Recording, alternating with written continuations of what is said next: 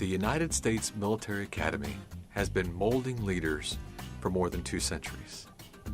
Commonly referred to as West Point because of its historically significant location on the western bank of the Hudson River in New York, this university turns cadets into second lieutenants of the United States Army.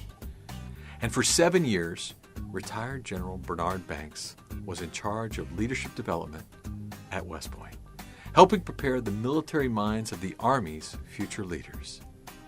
General Banks now heads the Leadership Development Program at Northwestern University's Kellogg School of Management. And it's obvious that his 35 years of military service are a piece of all he teaches and lives in his leadership lessons. I'd like you to hear a portion of my conversation with General Banks, centered around how to prepare yourself, your team, and even your business for success.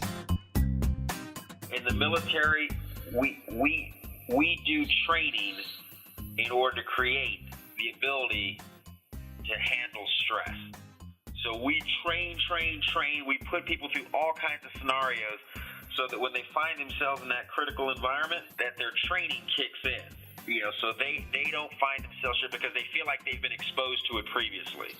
Now, in a business environment, how would that translate? Because, when I've talked to a couple of businesses about this, they go, well, but, you could practice for certain things, but you really... I think it's putting people into uncomfortable situations routinely in order to strengthen their level of business acumen.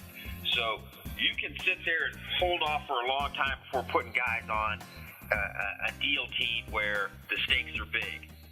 Or you can start putting young guys in there from the outset saying, you know what, you're not going to know everything, and yeah, this is going to be stressful as hell.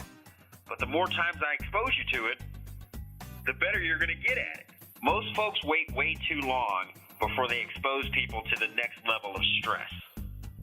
Great organizations give people that exposure before they're ready for it, knowing that they can rise to the occasion if they give them enough opportunities to do so. So the questions now are, what can you do now that could simulate what's required in order to reach that big moment or big goal? Can you identify what type of training would be beneficial for you or your team? Then practice, train, prepare for success. This is one of the many lessons learned in the study of greatness. What makes the great ones great? What makes the great teams great? And what makes a great teammate are all major discussion points for me when sitting down with the greatest winners in sports, business, and even nonprofits.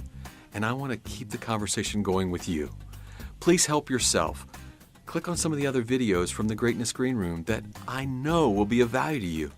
And as always, you can visit donyaeger.com to connect with me on keynote speaking, monthly webinars, our virtual learning program, blogs, best-selling books, and more.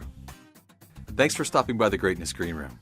Until next time, be great every day.